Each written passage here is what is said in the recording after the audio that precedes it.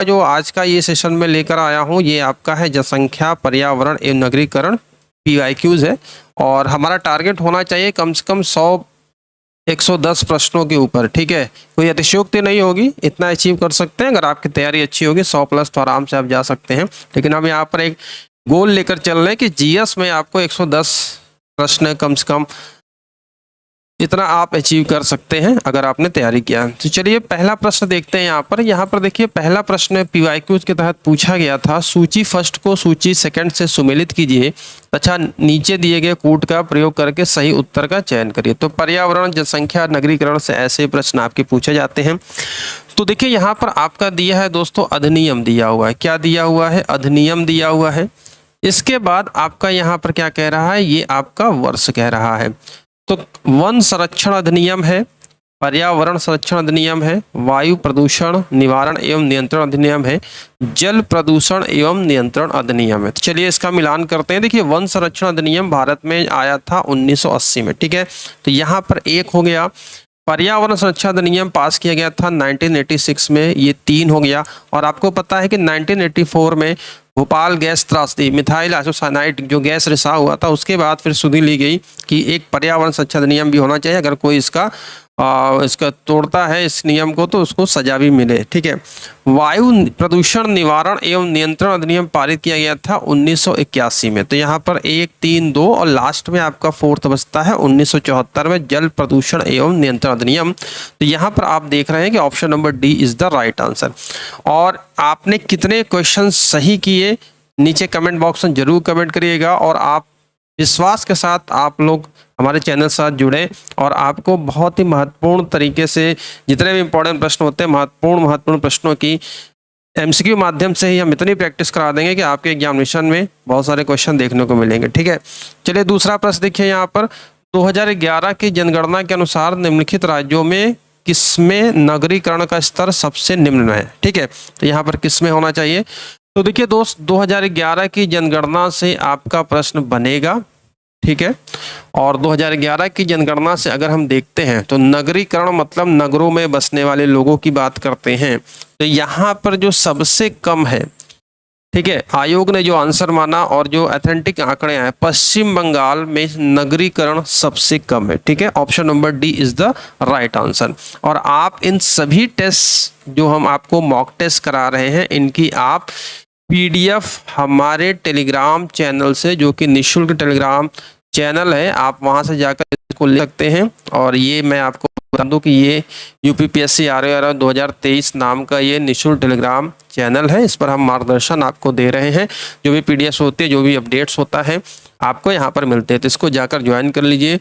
और आप सभी छात्रों के लिए एक बहुत ही रामबाण टेस्ट सीरीज, जिसको यहाँ पर हम कहें, 1 मिनट हम आपको बताना चाहेंगे क्योंकि आपके लिए इम्पोर्टेंट है। आप सभी छात्रों के लिए RO 2023 के लिए समान अध्ययन के 20 मॉडल टेस्ट पेपर, जिसमें हर पेपर में 140 क्वेश्चन रहेंगे विथ डिटेल एनालिसिस आपका यहाँ पर हम दे रहे हैं। वो भी कितने में? मात्र 99 रुपये में। लिमिटेड पीरियड ऑफर है। इसके पहले ये 199 था, लेकिन कुछ समय के लिए, सीमित समय के लिए आपके लिए 99 रुपीज़ किया गया। आज नवरात्रि का प्रथम दिन है, जिसमें कि 2800 प्रश्नों की व्याख्या सहित आपको यहाँ पर ये सीरीज दी जा रही है। और अगर आप यहाँ पर इसका कंटेंट देखेंगे तो इस तरीके से आपको 20 मॉडल टेस्ट पेपर दिया जा रहा है, जिस प्रकार से आपके प्रश्नों की पूछने की प्रवृत्ति होती है। और आई एम श्योर, मैं इतना तो कह सकता हूं कि आप लोगों के जो भी हम देते हैं, एग्जाम ओरिएंटेड देते हैं, आप सभी पुराने छात्र हैं जो हमें जानते हैं। तो मात्र 99 रुपये में लिमिटेड पीरियड ऑफर है, आप इस टेस्ट सीरीज को प्राप्त कर सकते हैं। डेमो टेस्ट सीरीज के लिए आप हमारे टेलीग्राम ग्रुप को ज्वाइन कर लीजिए। एक डेमो टेस्ट के रूप में हम वहां पर आपको शेयर कर देंगे। ठीक है, कल ये टेस्ट सीरीज आपके लिए 2800 प्रश्नों की रामबाण श्रृंखला है और इसकी डिटेल में आंसरिंग भी आपको दी गई। मैं यहाँ पर आपको आंसरिंग दिखाना चाहूँगा। ये PDF आप देख रहे हैं और इस तरीके से, जिस तरीके से प्रश्न पूछने की प्रवृत्ति होती है आयोग की, उस तरीके से आपको यहाँ पर प्रश्न श्रृंखला हमने संकलन किया है। और यहाँ पर अगर हम बात करते हैं तो इस टेस्ट सीरीज में जो इसकी आंसरिंग है, आपको आंसरिंग ABCD के फॉर्मेट में केवल नहीं दिया गया है, बल्कि यहाँ पर आपको डिटेल में इसकी आंसरिंग दी गई। और एमसीक्यू हम इतना कह सकते हैं कि ये टेस्ट सीरीज आपके लिए रामबाण साबित होगी आपके आने वाले एग्जाम में। तो अगर आप इच्छुक हैं लेने को, आप ले सकते हैं नाम मात्र की फीस पर। यहाँ पर ये टेस्ट सीरीज दी जा रही है और आप इसकी डेमो के लिए आप वीडियो डिस्क्रिप्शन बॉक्स पर लिंक है, वहाँ से भी सीधे जा सकते हैं, डेमो देख सकते हैं, या आप हमारे एप्लीकेशन जो हमारा टेलीग्राम चैनल है उस पर ज्वाइन कर लीजिए, वहाँ पर भी इसको शेयर कर दिया जाएगा। ठीक है, तो चलिए टेस्ट की ओर बढ़ते हैं। ये तो थी आपके पठन पाठन के लिए बातें, इसकी ओर बढ़ते हैं। तो ये आपने ये क्वेश्चन हो गया आपका, ठीक है। इसके पर देखते हैं दूसरा क्वेश्चन था ये। तीसरे प्रश्न की ओर बढ़ते हैं। 2011 की जनगणना के अनुसार भारत के निम्नलिखित किस राज्य में अनुसूचित जाति की जनसंख्या शून्य है? तो देखिए, आपको 2011 की जनगणना से रिलेटेड जितने भी फैक्ट्स हैं आपको घोल कर पी जाना है, रटना है, कब कहाँ कैसे क्वेश्चन आते हैं और ये पूछे गए प्रश्न हैं। और देखिए, अनुसूचित जाति की जो जनसंख्या है ना, वो नागालैंड में शून्य है। ऑप्शन नंबर यहाँ पर क्या हो जाएगा? Option number B is the right answer. चलिए क्वेश्चन नंबर 4 की ओर देखते हैं। राष्ट्रीय वनीकरण एवं पारिस्थितिकी विकास बोर्ड NAEB शॉर्ट फॉर्म है इसका, की स्थापना भारत सरकार के द्वारा की गई और किस सन में की गई? ठीक है, तो दोस्तों इसका जो मेन उद्देश्य है राष्ट्रीय उद्यान, अभ्यारण्य और जो भी इसके हैं, ठीक है, वृक्षारोपण, बहाली, पारिस्थितिक विकास परियोजनाओं का समर्थन करना, इसके लिए ये बनी गई है। और इसका हुआ था 1992 में। ठीक है, इसकी स्थापना 1992 में होती है। चलिए क्वेश्चन नंबर 5 देखिए। निम्नलिखित जनगणना वर्षों में किसे भारत के जननांकीय इतिहास में महान विभाजक के रूप में जाना जाता है? तो आप सभी जानते हैं इसको। तो यहाँ पर आपका 1921 यहाँ पर राइट आंसर होगा। Option number B is the right answer. ठीक है, तो इसका महान विभाजक के रूप में क्या जाना जाता है? 1921 को। क्वेश्चन नंबर 6 देखिए। वन अनुसंधान संस्थान कहाँ पर स्थित है? भारत में वन अनुसंधान संस्थान कहाँ पर स्थित है? तो दोस्तों वन अनुसंधान संस्थान उत्तराखंड में है। और उत्तराखंड के कहाँ पर है? Dehradun is the right answer. ठीक है, चलिए, और आपके जितने भी संस्थान है, वन अभ्यारण्य है, वन्य जीव हैं, ठीक है, ये सब क्वेश्चन आपसे पूछे जाएंगे। क्वेश्चन नंबर 7 देखिए। भारत का ओसनिक नेशनल पार्क कहाँ पर स्थित है? बहुत ही महत्वपूर्ण प्रश्नों की श्रृंखला है, डेली आपको मिलेगी। और आप चैनल पर नए हैं तो चैनल सब्सक्राइब करके बेल आइकन को जरूर प्रेस कर लें। ठीक है, तो यहाँ पर आप देख सकते हैं भारत का ओसनिक नेशनल पार्क जो स्थित है वह कहाँ पर है दोस्तों? सही जवाब है इसका कच्छ में। ठीक है, सुंदरवन में आप जानते हैं कि क्या है भाई? सुंदरवन डेल्टा। सुंदरवन डेल्टा कहाँ पर है? पश्चिम बंगाल में है, जो कि बंगाल और बांग्लादेश के बीच में जो स्थित है, बड़ा है। चिल्का झील कहाँ पर है? चिल्का झील ओडिशा में है, ये भी आपको पता है, यहाँ से प्रश्न बनता है। और कच्छ में कहाँ क्या है? भारत का ओसनिक नेशनल पार्क कहाँ पर स्थित है? कच्छ में स्थित है। और ये टेस्ट सीरीज लेने के लिए आप इस लिंक पर आ सकते हैं। ये देखिए, यहाँ पर जब आप जाएंगे, UPPSC RARO GS test series है, यहाँ पर बाय नाउ का ऑप्शन है। बाय नाउ करेंगे, अपना नाम, email ID, phone number enter करके नेक्स्ट कर देंगे, तो यहाँ पर आपके क्या होगा, ये आगे बढ़ जाएगा। और आप कोई भी पेमेंट मेथड है तो आप इसको पे कर सकते हैं। और आपके 7 या 8 रुपये आपका ट्रांजैक्शन चार्ज लगेगा, 9 रुपये करीब ट्रांजैक्शन चार्ज लगेगा। तो 108 कुछ रुपए में आप इस 20, हम 10 नहीं दे रहे हैं, हम आपको टोटल 20 दे रहे हैं, यानी कि जस्ट डबल है ना, आपको डबल दी जा रही है टेस्ट सीरीज, 20 मॉक टेस्ट दी जा रही है। तो आप इसको बाई कर सकते हैं और अन्य किताबें भी हमारी यहाँ पर अवेलेबल है। चलिए अगला प्रश्न देखिए। अगला प्रश्न कहता है, निम्नलिखित जनपदों में से किसमें साक्षरता दर सबसे कम है? ये प्रश्न पूछा गया था यूपी स्पेशल से। ठीक है, यूपी स्पेशल से प्रश्न है। अब आप जानते हैं कि उत्तर प्रदेश में जनगणना 2011 यूपी परिप्रेक्ष्य में यहाँ से प्रश्न बनेगा और हम आपको बहुत बार पढ़ा चुके हैं, आगे पढ़ाते रहेंगे। सबसे कम साक्षरता दर यहाँ पर बात करते हैं श्रावस्ती की है। ठीक है, श्रावस्ती की दोस्तों अगर बात करते हैं तो 46.7% साक्षरता दर है। और उत्तर प्रदेश में सर्वाधिक साक्षरता दर कहाँ पर है? साक्षरता दर आपकी कहाँ पर है सबसे ज़्यादा? तो वह है गौतम बुद्ध नगर। ठीक है, गौतम बुद्ध नगर में सर्वाधिक साक्षरता है। चलिए और ओवरऑल साक्षरता दर की बात करते हैं तो उत्तर प्रदेश की 67.7% है, ये भी आपको पता है। ठीक है, क्वेश्चन नंबर 9 की ओर बढ़ते हैं। जीवाश्मी ईंधनों में एकमात्र ऊर्जा का चरम स्रोत है। तो जीवाश्म ईंधन जो होते हैं उसमें ऊर्जा कहाँ से मिलती है उनको? ऊर्जा का स्रोत क्या होता है? पृथ्वी, सूर्य, समुद्र या चंद्रमा? तो आप सभी जानते हैं ऊर्जा का स्रोत सूर्य है। ऑप्शन नंबर बी यहाँ पर राइट है। और इसी तरीके से आपके प्रीवियस ईयर के क्वेश्चन पूछे गए हैं। तो जिस प्रकार से प्रश्न पूछे जाते हैं उस प्रकार के प्रश्नों की प्रवृत्ति और आपको subject wise, topic wise plus mix question भी आपको यहाँ पर कराए जाएंगे। पारिस्थितिकी तंत्र का प्रेरक बल है। तो भाई पारिस्थितिकी तंत्र का जो प्रेरक बल होता है यहाँ पर आपको क्या है? ठीक है, तो प्रेरक बल के रूप में आपका क्या होता है पारिस्थितिकी तंत्र में? सभी को सूर्य, तो सौर ऊर्जा यहाँ पर होता है ना, ऑप्शन नंबर डी। और जो भी आपके यहाँ पर देख सकते हैं पारिस्थितिकी तंत्र हो गया, उसके चक्रों की प्राथमिक, द्वितीयक, तृतीयक उपभोक्ता, ये सब प्रश्न आपसे पूछे जाते हैं। आगे हम आपको वीडियो में कराते रहेंगे। क्वेश्चन नंबर 11 देखिए, बहुत अच्छा प्रश्न है। ये प्रश्न पूछा गया था आपका, नीचे दो कथन दिए गए हैं, एक को अभिकथन ए तथा दूसरे को कारण आर कहा गया। चलिए इसको ध्यान से पढ़ते हैं। अभिकथन कहता है पारिस्थितिकी के विविध अवयव आपस में एक दूसरे पर निर्भर नहीं है। क्या पारिस्थितिकी के विविध अवयव आपस में एक दूसरे पर निर्भर नहीं? जैसा कि अभी मैंने आपको बताया प्राथमिक उपभोक्ता, द्वितीयक उपभोक्ता, तृतीयक उपभोक्ता, है ना। तो ये क्या है? एक दूसरे से भाई निर्भर है, ऐसा नहीं है। मानव क्रियाओं से वातावरण प्रभावित होता है। जी हाँ, मानव क्रियाओं से वातावरण प्रभावित होता है और ये गलत है। निर्भर नहीं है, नहीं गलत है, निर्भर है। ठीक है, तो यहाँ पर आपका क्या हो जाएगा? ए और आर दोनों सही है? नहीं, ए सही है ही नहीं है, ये भी कट गया। ए और दोनों सही है, ये भी नहीं सही है। ए सही है किंतु आर गलत, नहीं। यहाँ पर आपका ऑप्शन नंबर डी करेक्ट होगा। ए गलत है किंतु आर सही है। चलिए क्वेश्चन नंबर यहाँ पर बात करते हैं 12 की।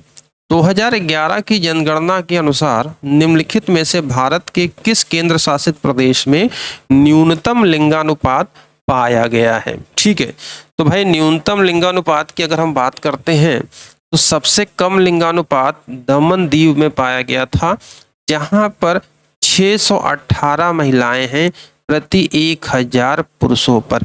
वहीं पर चंडीगढ़ की बात करते हैं तो यहाँ पर 818 महिलाएं हैं प्रति 1000 पुरुषों पर।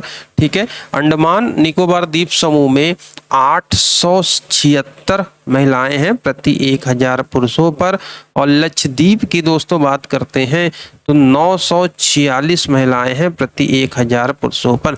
तो इस तरीके से मैंने कहा कि जनगणना 2011 के आंकड़े आपको घोल कर पी जाने हैं। यहाँ से इस सेक्शन से क्वेश्चन बहुत सारे बनते हैं, जनसंख्या, नागरिकरण, पर्यावरण से। क्वेश्चन नंबर 13 देखिए, जनगणना 2011 के अनुसार भारत में निम्नलिखित राज्यों में से कौन से राज्य ने सबसे कम नगरीकरण का प्रतिशत दर्ज किया है?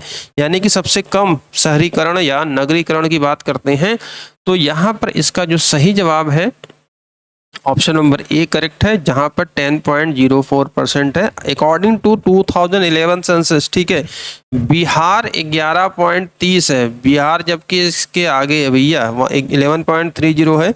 उड़ीसा 16.68 है, ये 16.68 है।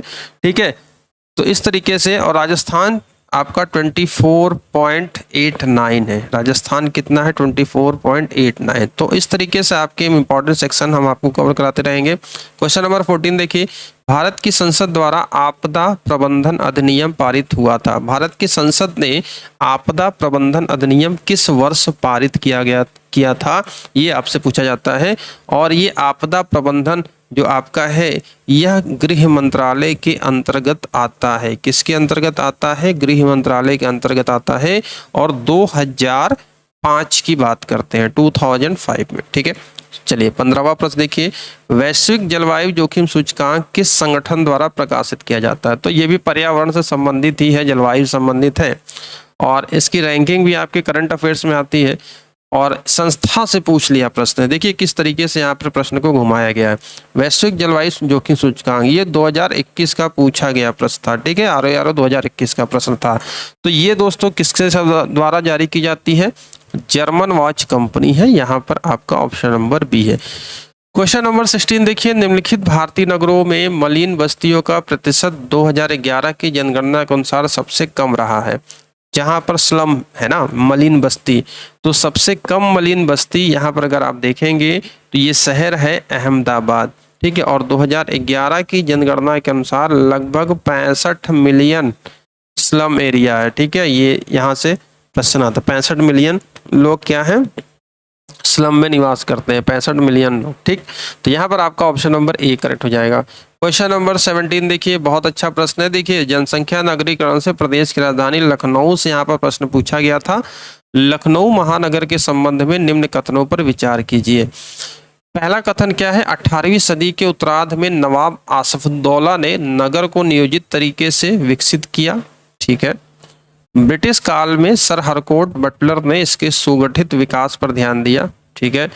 महानगर की कुल भूमि के 23% भाग पर रिहायशी क्षेत्र पाया जाता है, नहीं 23% भाग पर नहीं, लगभग 56 से ऊपर 56-60% तक क्या पाया जाता है, रिहायशी क्षेत्र पाया जाता है। तो यहाँ पर आप देख सकते हैं कि केवल पहला और दूसरा ही क्या होता है, इस पर एप्लीकेबल होता है, और यहाँ पर आपका option number B is the right answer. Question number 18 की ओर बढ़ते हैं।